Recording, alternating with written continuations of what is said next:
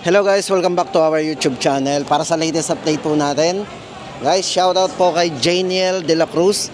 Kasi guys, nagbabalak daw po siyang bumili ng Infinix. At ito guys, ito may request po siya. Nagre-request po siya ng latest update daw po ni Infinix. At ito na nga guys, andito tayo kay Infinix para magbigay sa inyo ng latest update. So ito nga pala guys, sa mga nagre-request po ng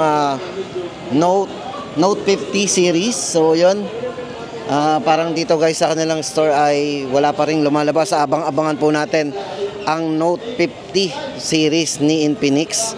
So yan, pero yun na guys, punta na tayo doon sa kanilang mga update ngayon. Kasi nga po, nagtatanong po sila ng latest daw po ngayon kung ano yung mga pwede nating ma-build dito kay Infinix ngayon. So andito guys pa rin yung kanilang mga Zero. Ito, may dumating silang 040. Tapos yung kanilang Note 40 Pro 5G, andyan pa rin. Syempre guys, ang GT20 Pro, napakabenta po niyan. Syempre hindi lang yan guys, yan, ito yung isa sa mga bestseller din ni Infinix, yung kanilang Hot 50 Pro Plus. At yung mga below 7,000, andyan yung kanilang Hot 50i series. Yan. So, ito na guys, umpisahan na natin ang ating latest update dito kay Infinix. Isa-isahin na po natin itong mga naka-display dito. Okay, let's go.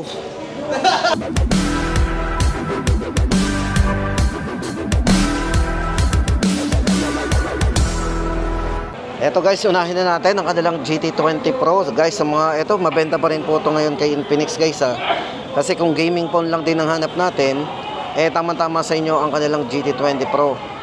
Yan, kasi guys ito, naka 144 ang kanyang screen refresh rate. Napakataas po ng screen refresh rate nito sa mid-range phone. Kung mid-range phone lang ang usapan natin, para sa akin highly recommended po ang kanilang GT20 Pro. Yan. Kasi lahat ng mga kailangan natin halos nandito na rin sa kanilang ito. Yun nga lang, syempre kung mahilig din sa camera guys, tamang-tama yan kasi ito ay merong 108 megapixel na camera. Punta muna po tayo sa camera nito para meron tayong idea. Kung camera po ang habol natin sa isang gaming phone, swak na po sa inyo to. Kasi guys, ito may 108 megapixel po ang camera nito. Tapos hindi lang yan guys pagdating sa kanyang video resolution ay napaka-smooth po ng video nito. Kasi dalawang smooth video nito, isang 1080 60 frame at isang 4K resolution. Check po natin. Meron din siyang 4K resolution, naka-smooth video. Di ba? Tapos hindi lang yan, andito na rin ang dual view video. Pwede tayong magsabay kung mahilig tayo mag-vlog, di ba? Kung magba-vlog kayo, mas madali ang editing natin gamit ang ating dual view video. Syempre guys, hindi lang yan kasi maganda nga dito itong kay GT20 Pro. Pwede po natin gamitin to habang naka-charge. Safe po ang battery niya kasi meron siyang bypass charging na tinatawag. Diba? Lahat ng mga security features ay meron yan. Tapos ang maganda sa kanya, mataas din ang processor nito kasi ito ay ginamitan ng Dimensity A200 at naka 4 nanometer ang chipset nito. Ayan, napakagaan din, hindi masyadong mabigat sa kamay. At syempre guys, ang maganda dito ay napaka-smooth ng screen nito. Kaya po nito sa game ang 120 FPS. Kung nalalakasan na po kayo sa 90 Hz po yung kanyang refresh rate ng screen kapag nasa game, naka-full. Ito naka-full naka-ultra po 'yan pagdating sa gaming. Tapos naka 120 FPS pa. Di ba? So ito, para po sa presyo ng kanilang GT20 Pro, ito po ay naka 24 GB RAM, 256 GB internal storage, 15,999. Ayan, shoutout po sa lahat ng mga graduating students. Malapit na po tayong gumraduate. Ayan. Tapos guys, hindi lang yan. Siyempre kung naghahanap tayo dito kay Infinix ng below 10K, andito ang kanilang Hot 50 Pro Plus na napaka bestseller po talaga to hanggang ngayon. Napakanipis po kasi nito. Then maganda guys sa display nito. Bukod sa nipis po nito, ito yung tinagurian po nilang world's slimmest phone. Kasi nga po, ang nipis nito is naka 6.8 mm para sa kanyang 3D curve, slim edge display. Naka sound by JBL po yan. Naka JBL sound dyan, nakatatak dyan JBL. Then, na kanyang display, AMOLED display po yan para sa kanyang vivid display.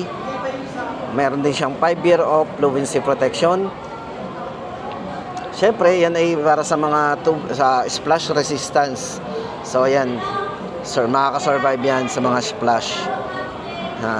Then sa charging nito, naka 33 watts fast charge yan. Sa battery, 5,000 mAh battery. So ayan, kung hanap natin magaan, manipis. So maganda naman dito, metal frame din naman po yan. Matibay din po ang talaga nito. Yan, para po sa presyo ng ating Hot 50 Pro Plus, 8,699. Tapos guys, ito na, punta na tayo sa kanilang Note 40 Pro. Yan. Ito guys, isa rin sa mga bestseller nila pagdating sa mga mid-range phone. Ang kanilang Note 40 Pro Plus 5G. Siyempre guys, ito 5G ito. Guys, ang maganda dito, ito ay gumagana sa wireless charging. Pwede itong gumana sa wireless. Hanggang 20 watts po yung capability ng wireless charging capable nito. Then maganda sa kanya guys, ito ay pwedeng mag-share ng battery. Pwede po mag-share to ng battery guys, especially dun sa mga phones na gumagana sa wireless charging. Kung naubusan sila ng battery, pwede silang makihingi dito kay Note 40 Pro Plus.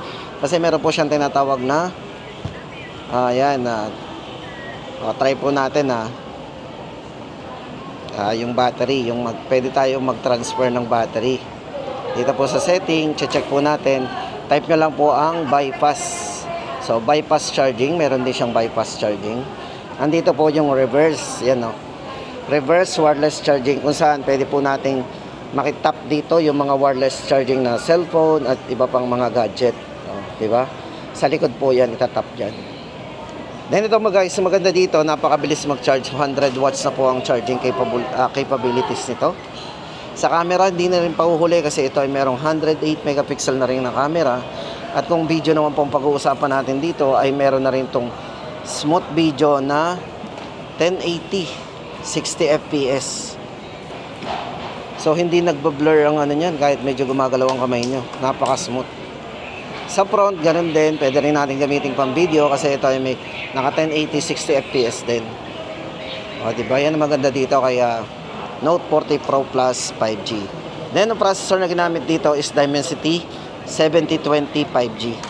Naka Corning Gorilla Glass na rin. Kung ayaw nyo maglagay ng tempered glass or screen protector, is naka Corning Gorilla Glass naman yan. So, scratch resistant po yan pagdating sa kamay natin. Syempre, ang iba lang, naglalagay talaga ng extra protection kasi bagong-bago po yung ating phone yan. At para po sa presyo guys ng kanilang Note 40 Pro Plus 5G, 13,999. Ito po ay merong 24GB RAM, 256GB internal storage.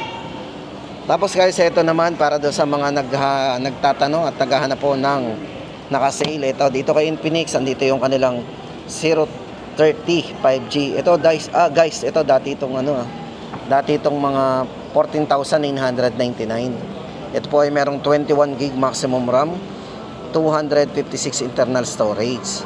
Then pagdating sa charging, ito ay naka 68 watts para sa kanyang fast charging. At ang maganda guys dito, 144 ang kanyang screen refresh rate. Ito, yung pagiging responsive niya is talagang 144. Yan. Then 108 megapixel po para sa kanyang main camera. Napakalinaw din po ng camera nito.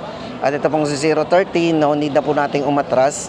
Meron po itong kung gusto natin ng malawak ang kuha, 0.6. O, naka ultra wide angle yan, taas at baba, lalawak talaga. No need na tayong umatras. Kasi naka ultra wide yan, may 0.6 yan. Then sa front camera, ito yung ma-appreciate mo lalo dito. Yung kanyang front camera na 50 megapixel ay naka 4K resolution. Meron siyang 4K resolution sa video pwede po tayong mag-create ng 4K resolution. Yan 4K resolution at smooth pa.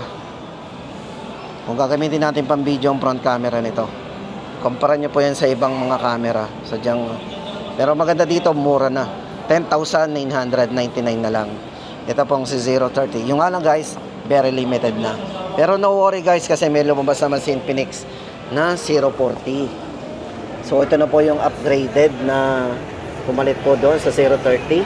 Kasi guys, ito sa 040, ayan, ito po ay meron 24GB maximum RAM, 256 internal storage.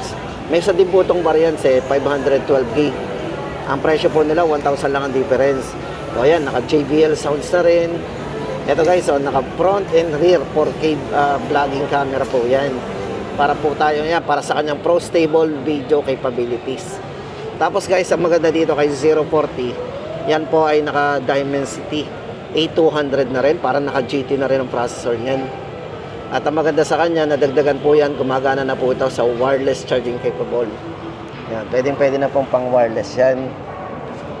O, diba? Lumakas ang processor. Tapos pagdating sa charging, naka 45 watts po yan, fast charging. O yan guys, para po sa presyo ng dalawang variants po ng 040 5G. Ang 256 po nito, 16,999. At ang 512 naman po ay 17,999. Naka-curve po yan guys, naka 3D curve yung screen yan.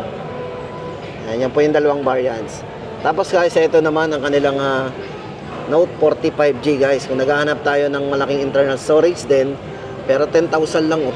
Dating 13,000, naka-discount po tayo dito ng 3,000. Ito guys, naka Dimensity 7020 5G chipset, 24GB RAM. Tapos 512 na po ang internal storage, napakalaki. At syempre guys, meron na rin tong wireless charging at may bypass charging din. Then guys, naka JBL sound na rin para sa kanyang dual speakers. Ayan, syempre guys, kung naghahanap tayo ng malaking internal at syempre pang gaming phone din, ang camera po nito hindi na rin paulit ang si Note 40 5G kasi ito ay merong 108 megapixel na rin para sa kanyang main camera at 32 MP sa front camera. Pagdating sa video, meron din siyang 1080 60 fps na pwede po natin pang video din na smooth. Ayan, presyo po nito 9,999 na lang. Tapos guys, andito naman ang kanilang yung kanilang Hot 50 Pro Plus. So ito pala, na-mention na pala natin yan kanina guys yan. Tapos ito naman ang kanilang Hot 50i, para po sa presyo po ng Hot 50i guys. Ito, naka 16GB RAM yan, 256. Ang presyo lang niya, 6,099. Ito ay meron na ring naka-Helio G81 para sa kanyang processor. Ayan. At naka 120Hz po yung kanyang screen refresh rate. O, presyo po nito, very affordable. Tapos meron din silang isang variant po nito na 8GB RAM, wala lang po display dito. Pero ang price po ng kanilang 8GB RAM guys na 256, 5,699. Then meron din silang 4,999 yan yun po yung kanilang 128GB na variants. So dito kay Hot 50i may 128 din po tayo. Kung gusto natin ng 4,999 po ang presyo. Then ito naman po yung pinaka-budget nila, si Smart 9. Ito guys, may tatlong variants din to Meron din tong HD, yun po yung naka 8GB RAM 64. Tapos itong nandito guys, ito yung naka ito yung naka 3GB RAM 64. Ang presyo po nito ay ito 3,000 lang po yan, 699. Tapos yung isang variant po na 128 nito ay 4,399. Yan, para po sa presyo guys ng ating mga budget phone, yan na po yung ating latest update dito kay Infinix. Sa mga nagtatanong po ng latest update pagdating sa mga presyo. Yan guys, abang-abangan po natin dito kay Infinix yung kanilang bagong ilalabas na Note 50. Yan, so Note 50 series. Abangan po natin at mag-update po agad tayo once na dumating po yung unit dito ngayon sa kanilang store. So yun guys, yun lang at see you sa mga next update natin.